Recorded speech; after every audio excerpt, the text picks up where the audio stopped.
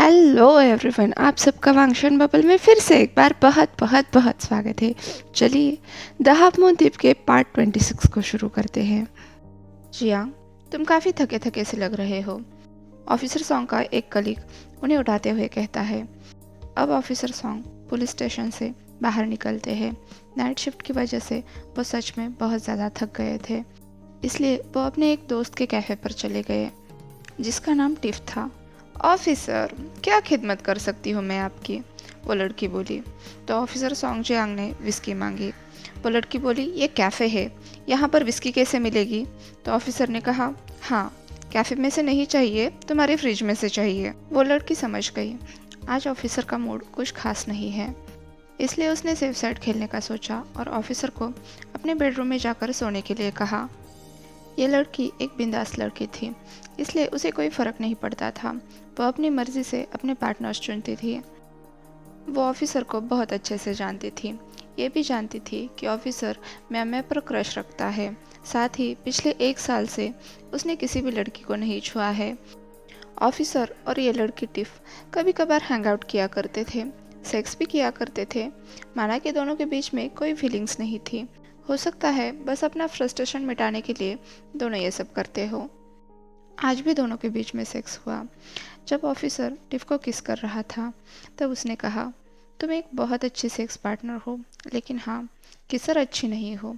तो टिफ ने चौंक कर कहा, तुम्हें कैसे पता कि तुमने किसी और को किस किया है?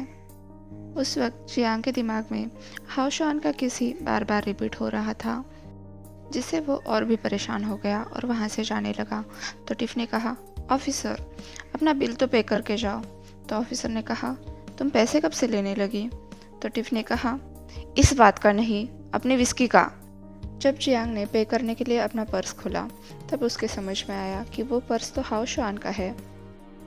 ऑफिसर का चेहरा देखकर उसकी तरफ गौर से देखते हुए टिफ बोली, क्या हुआ ऑफिसर? कुछ नहीं, मैं गलत पर्स ले आया हूँ, ऑफिसर ने कहा। तो टिफ ने कहा, किसका है ये? ऑफिसर ने बताया, एक कैदी का है। तब तक टिफ ने उस पॉकेट में लगा हाओ शुआन का फ़ोटो देख लिया था। उसे देखकर टिफ बोली, ये तो काफ़ी हैंडसम है। जब उसे देखकर ऑफिसर ने गाली दी तो टिफ हंसने लगी। जियांग वहाँ से जाने लगा तो टिफ बोली, इस कैदी से बचकर रहना, कहीं ये तुम्हें ही कैद ना कर ले। वहाँ से निकलते ही जियांग के मन में सबसे पहले ये ख्याल आया, वो इस पर्स को फेंक दे और उससे पीछा छुड़ा ले, लेकिन फिर उसका दिल नहीं माना, इसलिए उसने उस पर्स को लौटाने का तय किया। पर्स में उसका एड्रेस भी लिखा था। इधर ईबो के घर में एक सर्वेंट उसे उठाने के लिए आ गया। उसके डैड उसका इंतज़ार कर रहे थे। अब उन्हें क्या चाहिए? ईबो ने कहा। तो उस सर्वेंट ने जवाब दिया, सर का कहना है 3 घंटे में प्रिंसेस यहाँ पर आ जाएगी, तब तक आपको अपने बॉडीगार्ड्स के साथ जान पहचान कर लेनी चाहिए। उसकी बात सुनकर आंखें रोल करता हुआ ईबो उठ गया।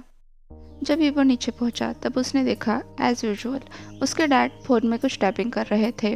उसके सामने आते ही उसके डैड बोले, मैंने तुम्हारे लिए इन 2 बॉडीगार्ड्स को हायर किया है जो तुम्हें हर खतरे से बचाएंगे, इसलिए तुम्हें उनकी बात सुननी है, समझ आया? ठीक है डैड, ईबो ने कहा और अपने बेबी सिटर्स की तरफ मुड़ा। जब ईबो ने मुड़कर उन्हें देखा तब उसकी आंखें खुली की खुली रह गई। वो बॉडीगार्ड्स मार्क करते हुए ईबो को देख रहा था, साथ ही अपने होठों पर उंगली रखते हुए उसे चुप रहने का इशारा कर रहा था। तभी उसे जेम्स वांग की आवाज़ सुनाई दी, ये तुम क्या कर रहे हो? उन्हें सब कुछ पता है, पर क्या तुम्हारे मैनर्स में नहीं है अपना परिचय देना? अब ईबो की नज़र जान से हटकर उसके साथी पर गई, जिसे उसने तुरंत पहचान लिया। क्लब में उस लड़की के साथ वही तो था। ईबो सोच रहा था, बॉडीगार्ड्स बनने के लिए ये क्वालिफाइड भी है। लेकिन फिर उसने अपने मैनर्स दिखाते हुए कहा, मेरा नाम वांग ईबो है, प्लीज़ मेरा ख्याल रखिएगा। और ईबो झुक गया। उसके खड़े होते ही शाहजहान ने भी एकदम प्रोफेशनल अंदाज में कहा, हेलो मिस्टर वांग, मेरा नाम शाहजहान है और ये मेरा दोस्त और कलीग वांग हाओ शुआन है। शाहजहान और वांग हाओ शुआन दोनों भी वांग ईबो के आगे झुक गए। फिर वांग हाओ शुआन ने ईबो को सर से लेकर पैर तक निहारा। फिर जान को इशारे में कुछ कहा तो जान ने उसे आंख मारी। ये सब कुछ जेम्स वांग की उपस्थिति में हो रहा था, लेकिन उसे कुछ भी पता नहीं चल रहा था। डोंट वरी यंग मास्टर ईबो, हम आपका बहुत अच्छे से ख्याल रखेंगे, शाहजहान ने कहा। तो जान की बात काटते हुए जेम्स वांग बोला, इसे यंग मास्टर कहने की कोई ज़रूरत नहीं है, बस ईबो ही ठीक है। और हाँ, एक और बात, ये तो वैसे कल तय हुआ था, लेकिन राजकुमारी के कहने पर आज ही ईबो उसके साथ शॉपिंग के लिए जाएगा, तो तुम दोनों में से किसी एक को उसके साथ जाना होगा। दोनों को जाने की ज़रूरत नहीं है, तो कौन जाना चाहेगा? मैं जाऊँगा, जहान ने कहा। हाउशवान, क्या तुम्हें इससे कोई प्रॉब्लम है?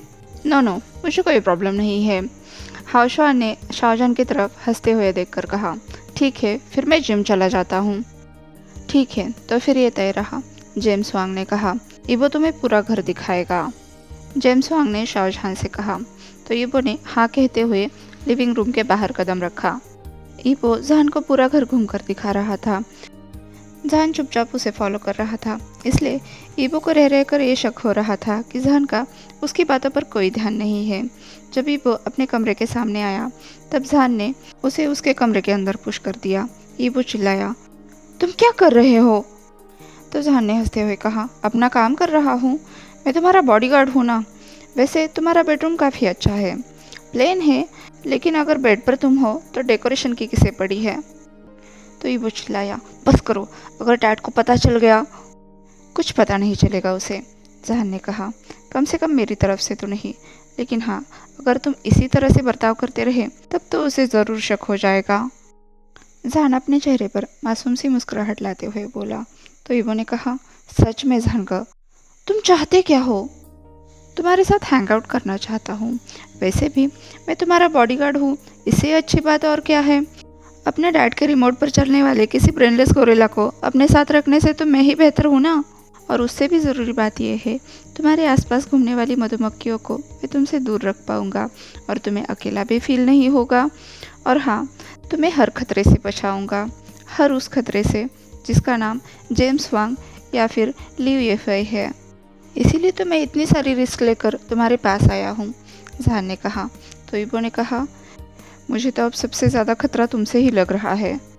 ईबो बुदबुदाया। तो जहान ने कहा, सच में? लेकिन मैंने सुना है खतरनाक लोग बहुत ज़्यादा आकर्षक होते हैं, क्या मैं आकर्षक नहीं हूँ ईबो?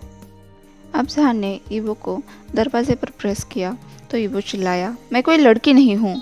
तो जहान ने बिल्कुल सेक्सी आवाज़ में कहा, किसने कहा कि सिर्फ लड़कियों को मैं आकर्षक लग सकता हूँ?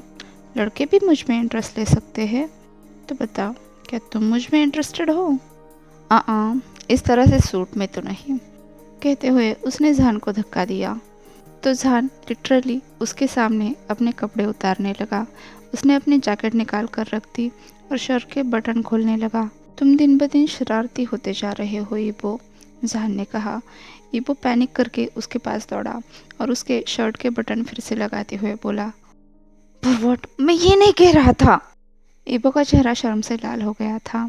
जहान ने उसके डोरी के नीचे उंगली रखते हुए उसका चेहरा ऊपर उठाया और बोला, हो सकता है, लेकिन तुम्हारे एक्सप्रेशन देखकर मज़ा ही आ गया। तभी बाहर से किसी के चलने की आवाज़ आई। तो जहान ने अपने लिप्स ईबो के लिप्स पर टिकाए। ये किस बस ईबो को चुप कराने के लिए था। जब ईबो शांत हो गया तो जहान ने कहा, तुम चाहो तो मेरे शर्ट के बटन खोल भी सकते हो और वापस से भी लगा सकते हो। फ्यूचर में तो तुम्हारे साथ बहुत मज़ा आने वाला है। ईबो को अपने गालों पर गर्माहट महसूस हो रही थी। वो शर्मा रहा था। उसने जहान को धक्का देकर खुद से अलग किया और बोला, डैड हमारा इंतज़ार कर रहे होंगे, चलो। ईबो पीछे मुड़कर भी नहीं देख रहा था कि जहान उसके पीछे चल रहा है या नहीं, क्योंकि जहान की कही हुई बातें अभी भी उसके दिमाग में दौड़ रही थी। शर्ट खोलने वाली नहीं, ये कि ईबो को एक दोस्त की ज़रूरत है। क्योंकि जहान को अपने बॉडीगार्ड के तौर पर पाकर ईबो बहुत ही ज़्यादा खुश था, जो अब जाकर उसे रियलाइज़ हो रहा था। आगे चलते हुए ईबो वो सब कुछ भूलने की कोशिश कर रहा था जिससे अभी अभी वो गुजरा था। लेकिन ये फीलिंग्स इतनी जल्दी नहीं जाने वाली। उसे अभी भी फील हो रहा था जैसे कोई उसके लिप्स के साथ खेल रहा हो। लेकिन उसकी ये सारी पॉजिटिव फीलिंग्स तुरंत ही गायब हो गई जब उसने नीचे यीफई को देखा, जो जेम्स वांग के साथ बातें कर रही थी।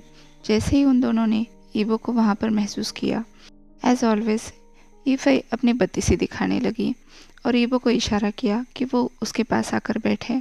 साय करता हुआ ईबो अपने फादर और यीफई के बीच में जाकर बैठ गया।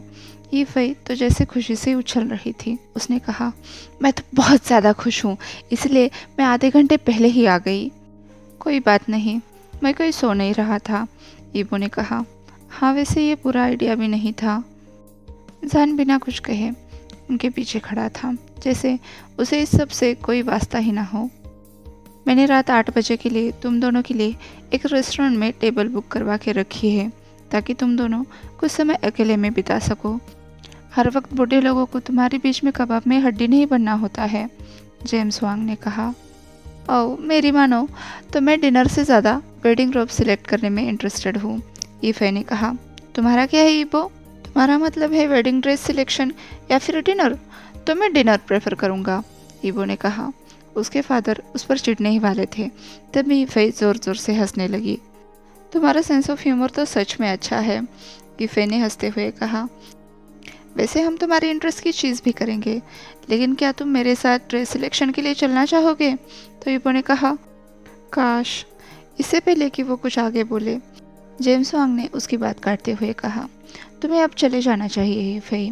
ज़्यादा देर करने से कोई फ़ायदा नहीं। वैसे उस बंदे को लेकर ज़्यादा परेशान मत होना, ये ईबो का नया बॉडीगार्ड है। ओह, थैंक यू फादर, ईफे ने जवाब दिया। इस बात से तो जेम्स वांग बहुत ही ज़्यादा खुश हुए। कोई बात नहीं बेटा, मज़े करना, कहते हुए जेम्स वांग ने उन दोनों को अलविदा किया। और हाँ, साथ में ये इशारा करने को भी नहीं चूके, अगर ईबो ने ईफे के साथ ठीक से बिहेव नहीं किया तो उसे सज़ा मिल सकती है। ईबो चुपचाप ईफे के साथ चलने लगा। उसकी मुड़कर जान को देखने की भी हिम्मत नहीं हो रही थी। क्या पता जेम्स वांग को कब किस बात पर गुस्सा आ जाए। और दूसरी तरफ वो खुद भी शक के लिए कोई गुंजाइश नहीं रखना चाहता था। आज के लिए बस इतना ही। आपसे कल मिलती हूँ, तब तक के लिए अपना ख्याल रखिए। शॉपिंग का चैप्टर अलग से होने वाला है, इसलिए मैं उसे इसमें इंक्लूड नहीं करना चाहती, इसलिए ये पार्ट छोटा बन गया। वैसे उसमें बहुत मज़ा आने वाला है।